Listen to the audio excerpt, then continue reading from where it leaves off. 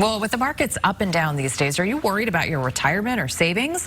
Our next guest has some advice as inflation and interest rates increase. With us this morning is Philip Shaw, certified financial planner with Goldstone Financial Group. Good morning, Philip. Good morning. Thanks for having me. Hey, thanks for being with us on this Saturday morning. So we keep seeing the markets. I don't even sometimes like to look at it because I don't want to know. How reactionary should we be when we see the markets fluctuate like this?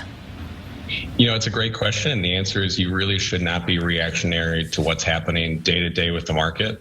You know, we've seen a lot of things going on since the start of the year. We've had rising interest rates. We've also had the, issues going on with Ukraine, and it's led to a lot of volatility in the market, but a lot of that has been short term as well. You know, the market's down about 7% through the end of Friday, and what I would, counsel any of my clients, I'd counsel you, is if it makes you nervous, try to look at it less. And no matter what happens with Wall Street, I would avoid any knee-jerk reactions and really just stick to whatever the plan is for your financial goal, whether that's retirement, whether that's education or anything else.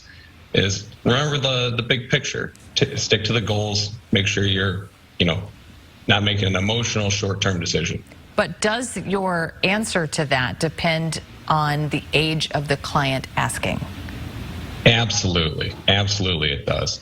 And that's the biggest thing is if you are close to your goal, so if you're looking at retirement and you're already close to, that date, if you're already into your 60s, this matters a lot more to you. Yeah. And that's what I mean by having a plan, is your plan should have anticipated something like this already, and you shouldn't be that exposed where, something like what's going on in the markets right now is going to have a drastic impact on what you're trying to accomplish. You say that women have been impacted at a higher rate than men over the past 2 years during the pandemic. How so? Oh, women have certainly been impacted at a greater rate than men have in the pandemic. And it's been for a few reasons. In a lot of cases, women have been the caretakers in their household, whether that was for older relatives, whether that was for family members who were sick with COVID, and I would say this is probably the biggest one that we've experienced, is we had school shutdowns for going on 2 years now. And, with kids at home, somebody's needed to be around to take care of them. And more often than not, that's been the women in the household. And so, they haven't been back to work at the same rate as men have. Sure. Outside of that, a lot of them tend to work in sectors like hospitality and retail, and those haven't come back in the same way that the rest of the economy has either. So financially speaking, what can women do to kind of pull themselves out of this?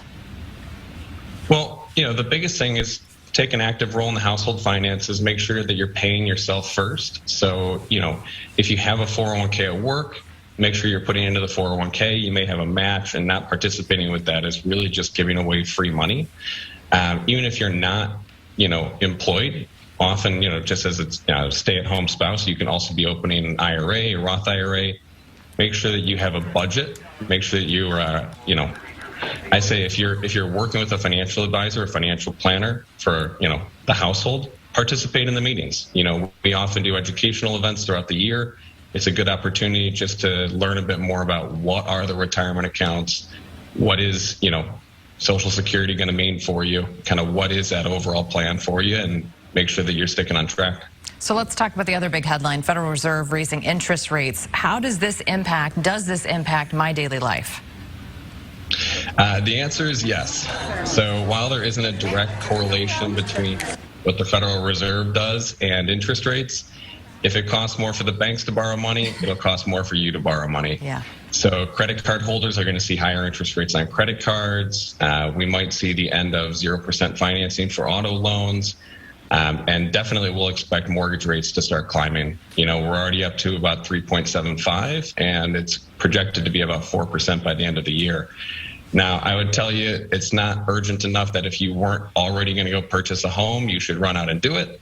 But if you are going through that process, it's important that, you get it done sooner than later, because as those interest rates go up, the cost of your house is going to go up as well. Finally, tax deadline coming up. I feel like the past couple of years, there's been even more to think about when it comes to taxes. What are your tips? What do we need to remember? So there's been a few changes this year. A couple of them have been minor, and a couple that people should be really on the lookout for.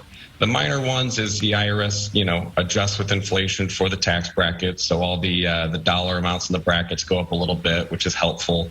Your standard deduction goes up occasionally. Some of your retirement fund contribution limits go up from year to year. Here's the big one everyone should take a look out for. Is last year the American Rescue Plan expanded the child tax credit from $2,000 to anywhere from $3,000 to $3,600, but a lot of households are used to claiming that on their taxes, and a lot of households have already received it. So if you received that payment back in 2021, you're not going to have that credit on your taxes, and you may be owing more now than you're anticipating. You got to remember, when they gave that to you last year, it wasn't a gift, it was an advance. Okay, perfect. Well, for more information, go to goldstonefinancialgroup.com. Thanks so much for being with us. Appreciate it. Thank you, Elizabeth. Thank you.